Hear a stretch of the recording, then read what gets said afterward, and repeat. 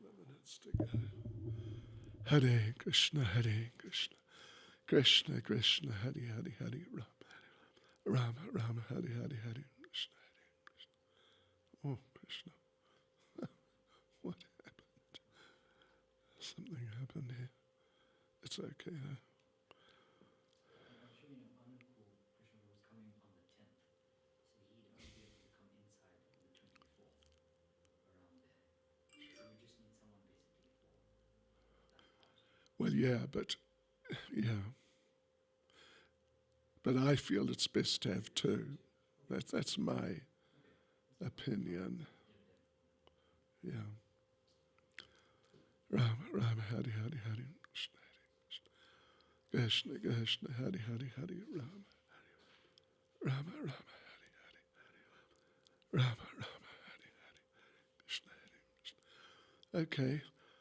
Okay, Hare Krishna. Uvaram sir.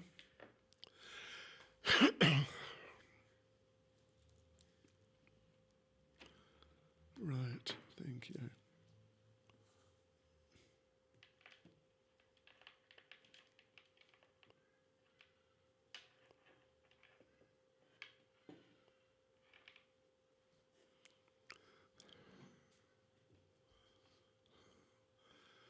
Hare Krishna, Hare Krishna,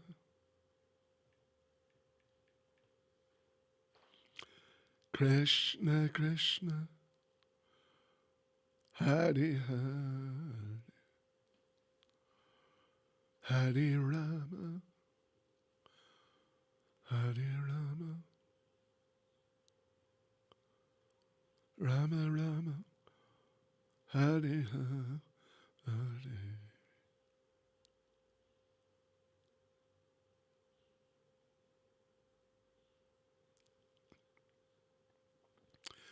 Hare Krishna, Hare Krishna, Krishna Krishna, Hare Hare,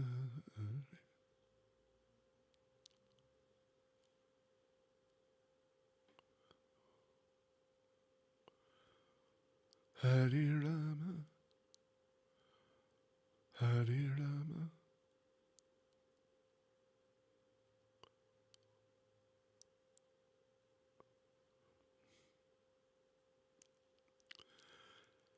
Rama Rama, Hare Hare, Hare.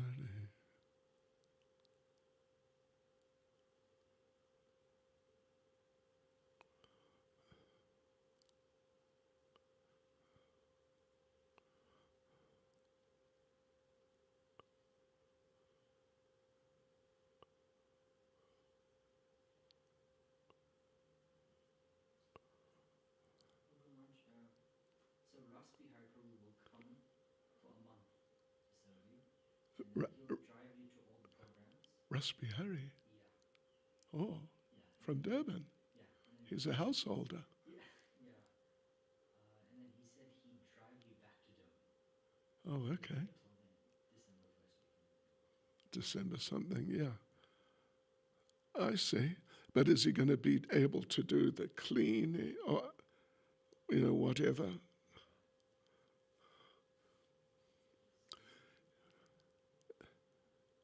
Okay, anyway, we can look at the details. Yeah.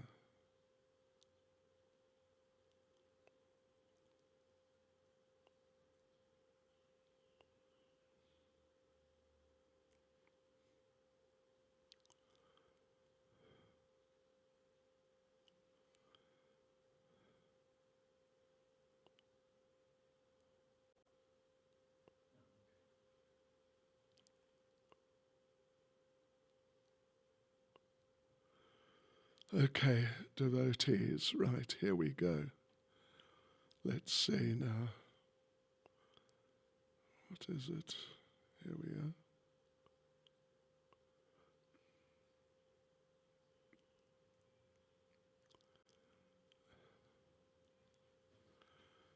are. Okay, devotees.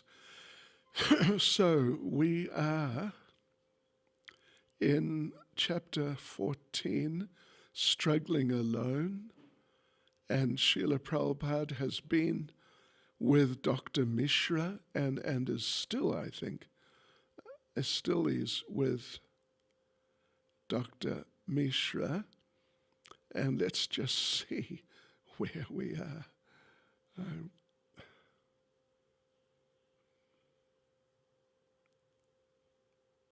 Okay, I think we're here.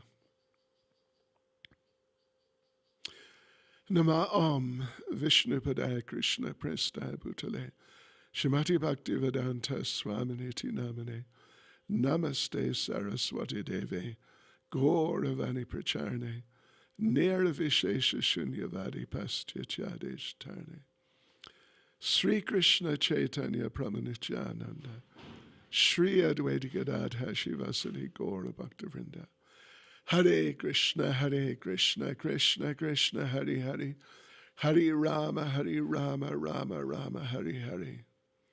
Vanchkalpaturubhyascha kripa sindhubhyevacha. Patitanam pavanebhyo vaishnavebhyo namo namaha. So it is November the 9th, 1965, 6 p.m. While Prabhupada sat alone in his 5th floor room in Dr. Mishra's yoga studio, the lights suddenly went out. This was his experience of the first moments of the New York City blackout of 1965. In India, power failure occurred commonly. So Prabhupada, while surprised to find the same thing in America, remained undisturbed. Hey, what about in South Africa?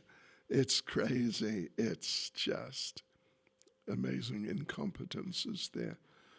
Okay, so Prabhupada remained undisturbed. He began chanting the Hare Krishna mantra on his beads.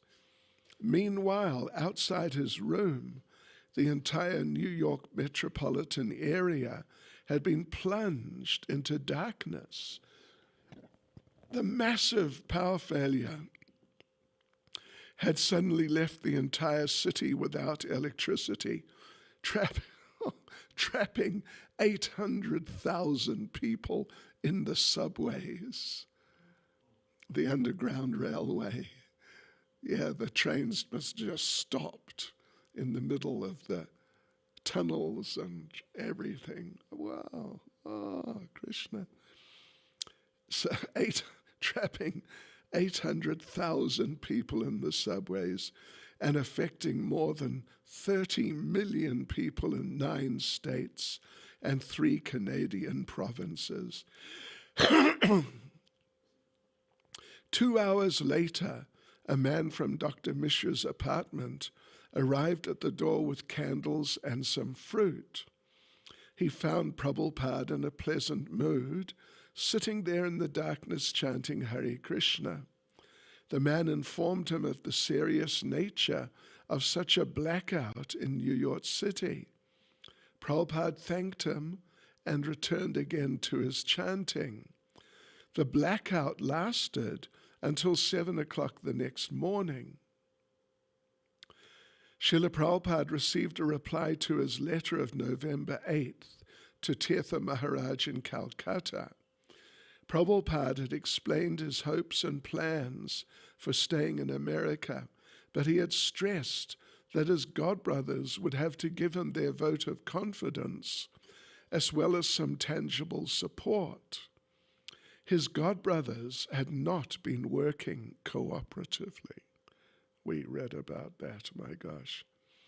Each leader was interested more in maintaining his own building than in working with the others to spread the teachings of Lord Chaitanya around the world.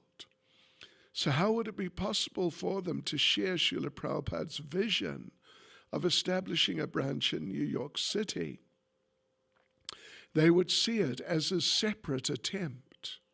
Yet despite the unlikely odds, he appealed to their missionary spirit and reminded them of the desires of their spiritual master, Srila Bhaktisiddhanta Saraswati Thakur. Their Guru Maharaj wanted Krishna consciousness to be spread in the West. But when Prabhupada finally got Tirtha Maharaj's reply, he found it unfavorable. His godbrother did not argue against his attempting something in New York, but he politely said that the Gaudiya Math funds could not be used for such a proposal. They're such characters. They're just such characters. Prabhupada replied, "It is not very encouraging. Still, I'm not a man to be disappointed." In fact, he found a little hope in Tirtha Maharaj's reply.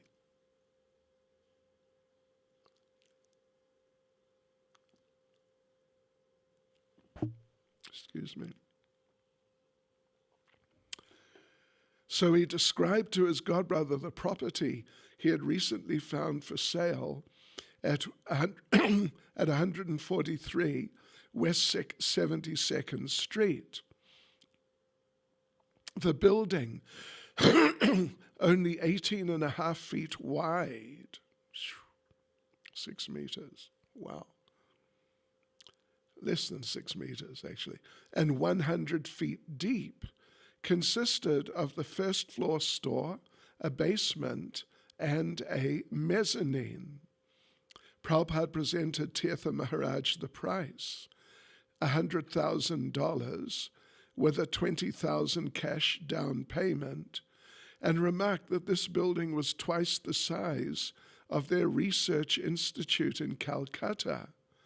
Prabhupada conceived of the basement as a kitchen and dining area, the first floor as a lecture hall, and the mezzanine as personal apartments, with a separate area for the deity of Lord Krishna. Appropriately, Prabhupada had described himself as a man not to be disappointed. He was convinced that if there were a center where people could come and hear from a pure devotee, the genuine Krishna-conscious culture of India would begin in America. Yet, because he had made his plans dependent on obtaining an expensive building in Manhattan, his goal seemed unreachable. Still, he was persistently writing to prominent devotees in India, though they were not interested in his plans. Why should they not help, he thought? After all, they were devotees of Krishna. Shouldn't the devotees come forward to establish the first Krishna temple in America? Certainly he was qualified and authorized to spread the message of Krishna. As for the place, New York was perhaps the most cosmopolitan city in the world.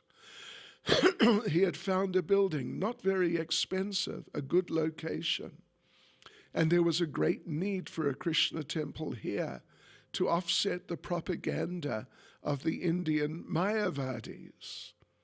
The Krishna Bhaktas to whom he was writing understood Lord Krishna to be not simply a Hindu deity, but the Supreme Lord, worshipable for the whole world.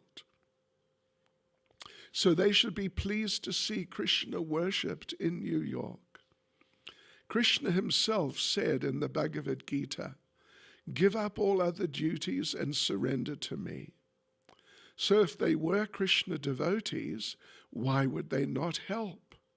What kind of devotee was it who did not want to glorify the Lord? Of course, these devotees, as was said, they've just got their own ideas about their own programs. And as far as they're concerned, if Prabhupada wants to do something, it's up to him. It's his own program, just like they have their own program. Of course, they were also in many cases, pretty poor. And $100,000,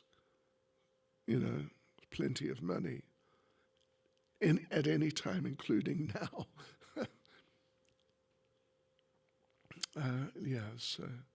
But Srila Prabhupada did not judge beforehand who could serve Krishna's mission and who would not. He was fully surrendered and fully dependent on Krishna, and in his obedience to his spiritual master, he would approach everyone without discrimination to ask for help. There was Sumati Maharaji. She had helped him in publishing the Bhagavatam, and she had sent him to America. In a recent letter to her, he had only given hints, quote, "I'm just giving you the idea, and if you kindly think over the matter seriously and consult your beloved Lord Balakrishna, surely you'll be further enlightened in the matter. There is scope, and there's certainly necessity also, and it is the duty of every Indian, especially the devotees of Lord Krishna, to take up the matter." But he had received no reply. He had not heard from her since Butler, though her words to him had seemed prophetic, and they had stuck with him. She said, "I feel that you should stay there until you fully recover from your illness and return only after you've completed your mission." Now, Sumati Maharaji must do something big.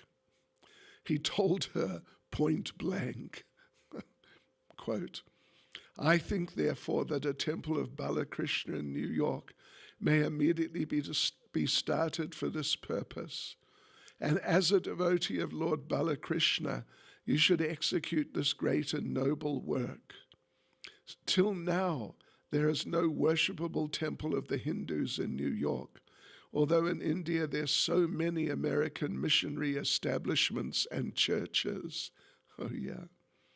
"So I shall request you to do this noble act, and it will be recorded in the history of the world that the first Hindu temple is started by a pious Hindu lady, Srimati Sumati Maharaji, who is not only a big business magnate in India, but a pious Hindu lady and great devotee of Lord Krishna. This task is for you and glorious at the same time." He assured her that he had no ambition to become the proprietor of a house or temple in America, but for preaching, a building would be absolutely required. Quote, "They should have association of bona fide devotees of the Lord. They should join the kirtan glorifying the Lord. They should hear the teachings of Srimad Bhagavatam. They should have intimate touch with the temple or place of the Lord. And they should be given ample chance to worship the Lord in the temple. Under the guidance of the bona fide devotee, they can be given such facilities, and the way of the Srimad Bhagavatam is open for everyone," unquote. He informed her that he had located a building just suitable for this great missionary work. It was ideal, as if it was built for this purpose only, unquote. Quote, "And your simple willingness to do the act will complete everything smoothly. The house is practically 3 stories. Ground floor, basement, and 2 stories up, with all the suitable arrangements for gas, heat, etc. The ground floor may be utilized for preparation of prasadam of Balakrishna, because the preaching center will not be for dry speculation, but for actual gain, for delicious prasadam.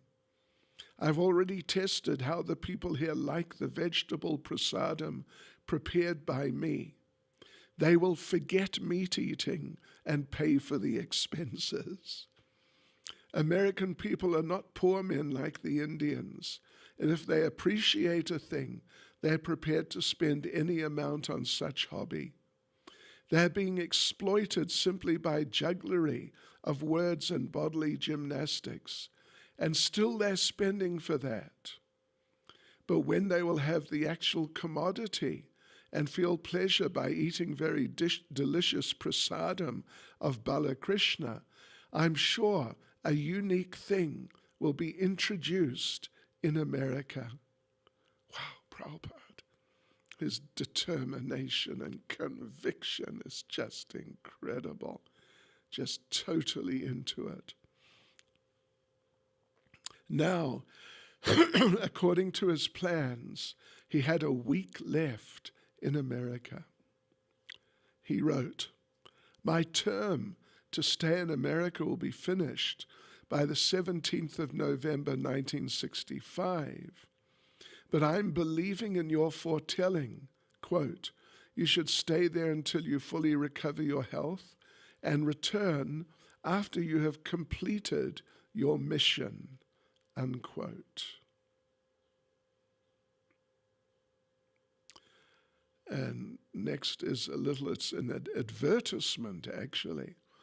Tagore Society of New York Incorporated cordially invites you to a lecture, God Consciousness, by A.C. Bhaktivedanta Swami.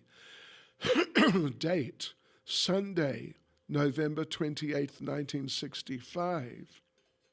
Lecture, 3:30 p.m.